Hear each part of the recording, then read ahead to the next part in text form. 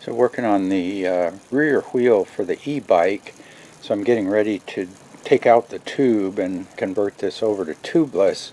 But while I had it off, I decided I'd pop the cassette off. So just have a Shimano cassette removal tool, and you take off that retaining ring, and then you can lift the cassette off the free hub. But yeah, I wanted to get rid of this disc here. I've always taken these off of my bikes. Back in the mid-70s, I think, is when I first took the big chrome ring off of my Schwinn Sports Tourer. Now, one time I did have a chain shift into the spokes, and I did break a couple spokes and ripped up the derailleur.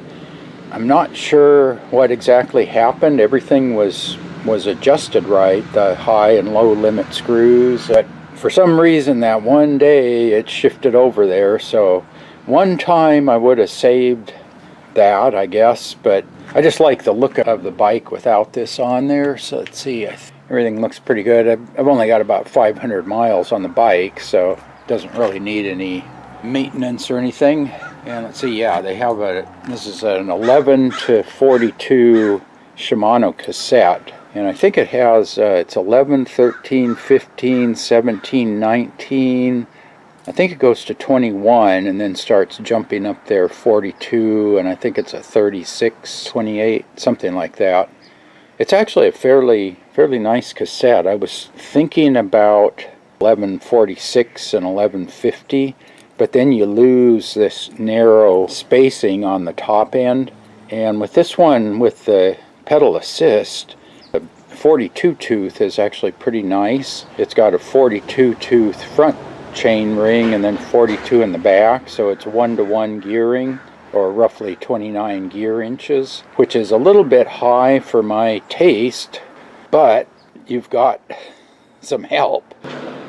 So like in tour mode, you've got about 140% pedal assist, so that's like dropping the ratio from 29 inches probably down below 20 inches. I can go up the same steep hills in 1-to-1 in the 42-42 combination with tour mode that I can on my Monster Cross bike in a 20-45 gear ratio. So I've got like 2 1/4 to 1. The 42-42 seems to work fine, and then the 42-11, you can hit 28 miles an hour where the pedal assist cuts out. So okay, there we go, got everything back together. Yeah, this cassette is all steel cogs. That's interesting. Yeah, so this is the speed sensor magnet for the Bosch motor. So inside the frame, in the seat tube, or right at the bottom where the chainstay and the seat tube come together, I think that's where they have their sensor that picks up the magnet as it spins by. So you have to keep that on there.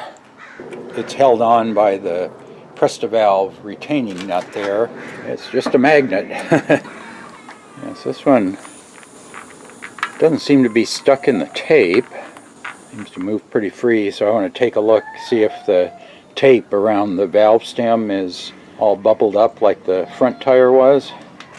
Okay, yeah, I got the tire off, and yeah, it looks like the rear was taped a little bit better. I don't know if they used wider tape. Right where they overlapped, it's maybe off by a millimeter or so, but it's still up on the bead the whole way. Got that. It's not as bad as the front was. What I might try is maybe in the morning I'll hit that with a heat gun, get everything stuck down really well, and then put the new valve stem in there. Okay, the rear tire mounted up really nice. I went and used a hot air gun and got this section of rim warmed up, but got that down, and then the valve stem went in pretty good. There's just a kind of a slow leak there, just a bit of a bubble, but I think that'll seal up once I get the sealant in there. I don't have any sealant inside. You can see, yeah, you get a pretty good bubble there, but nothing like the front tire. So this one was taped up a lot better. So yeah, I think I'm going to let the air out, and then we'll drop in about 4 ounces of sealant and pump it back up and see how it works. But for now, happy with the tubeless conversion. Yeah, if you have any questions or suggestions, put that in the comment section below. And as always, thanks for watching.